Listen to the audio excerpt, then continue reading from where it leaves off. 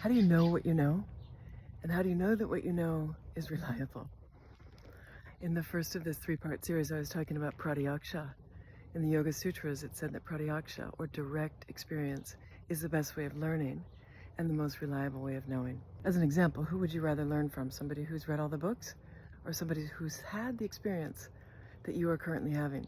Somebody who's walked the walk, somebody who has stood at the edge of the flooding river and knows how to get across, and who can actually not only show you, perhaps even take your hand and walk you across. That's direct experience, that's pratyaksha. And after pratyaksha, it said that we can grow a sharper and steadier mind, a mind perhaps even of brilliance, through the practice of dharana, single-pointed concentration.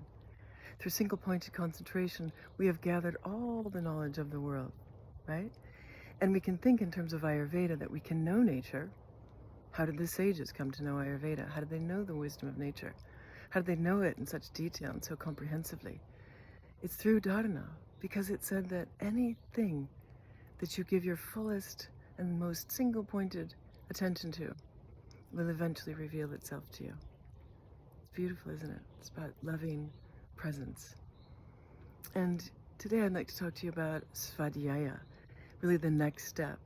What if you turned that dharana inward, into your own self, your own being, your own atma, your own heart?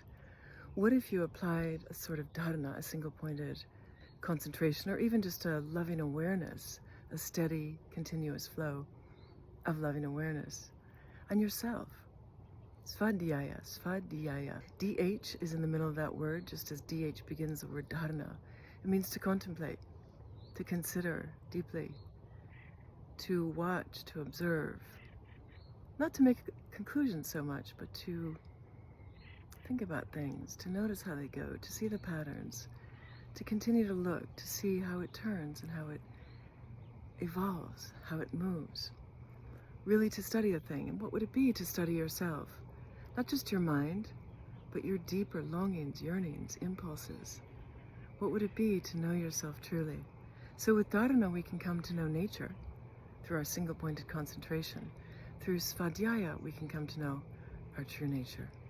And how beautiful that could be to help you live an even greater, more sacred, sumptuous life. Svadhyaya.